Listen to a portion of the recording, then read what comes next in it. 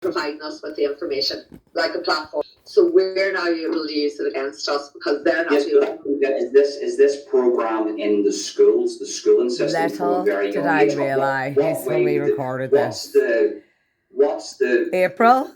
Like, I had no idea what was about to happen. By the way, I just drunk a full bottle of wine. I love watching, we love watching ourselves. Because there's nothing wrong with going out, getting a job, getting a degree, having a good life. But what is... Guys, you can catch up. It's posted all over my Facebook page. Really Ronan Holden, Holden Official. Okay, Ronan, it's not what's happening now. It's been what's happening for a long time.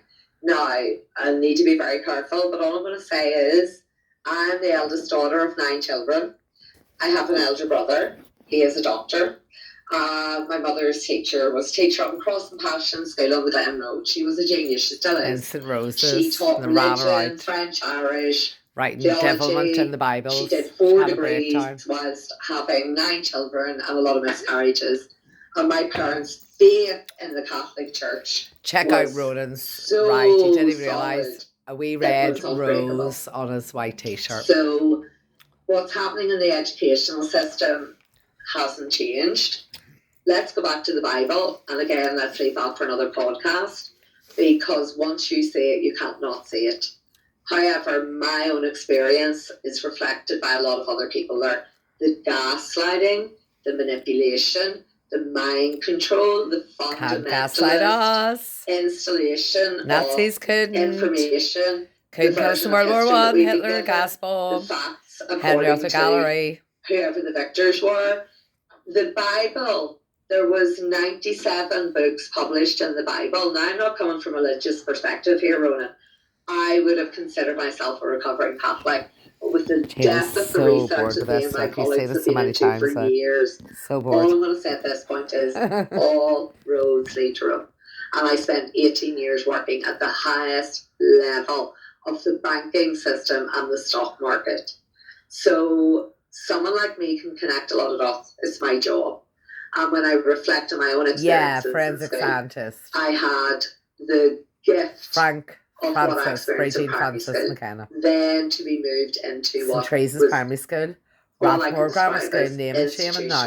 Abuse. It was very good. Didn't name the schools. With the curriculum, as I and my small group of friends observed, every other pupil with undiagnosed neurodiversity in hindsight who was struggling, being absolutely tortured and tormented by nuns, by teachers, and my small group of friends took great delight in targeting and tormenting and exquisitely gaslighting the nuns and the teachers who were picking on the smaller pupils. And you go into any of the details on, obviously you don't have to speak about what, anything you don't want to speak about is 100% fine. Isn't it? And I don't want to, obviously it's very personal to people, what certain people went through in regards to, Catholic schools, religious schools. But what give you that what give you the joy in doing that to them? What did they do to you so bad that was I can answer this, Ronan. They did nothing to me that was so bad. This is what I will say to everyone out there, and I say this to clients. There she is. If there are no consequences that any person can threaten you with, then they have no control over you. So the worst consequence when I was in grammar school was to be expelled. That's what I wanted. I did everything in my power to try and get expelled. Arthur Webb, they suspended me 3 times. I took great delight in intelligently meeting people in hindsight who were older than me, who were trying to exert control, authority, gaslighting, bullying, bullshit about what life is about. I can honestly put my hand on my heart and say that I do not have my massive level. I got a U because it bored me, and never in my life have I ever needed to revisit the contents of what I was taught in maths. I was recently, as you know, awarded the honorary title of being a doctor. And the extent of my qualifications involve my love and passion. I did not set out to get qualifications. I set out to get experience. And the lived experience that I bring into my career and the close group of colleagues that I choose to trust, to network and share clients with the most abused, traumatized, and suffering long people who will never have a voice, people who quite frankly are lying buried all across graveyards in Northern Ireland and all of Ireland.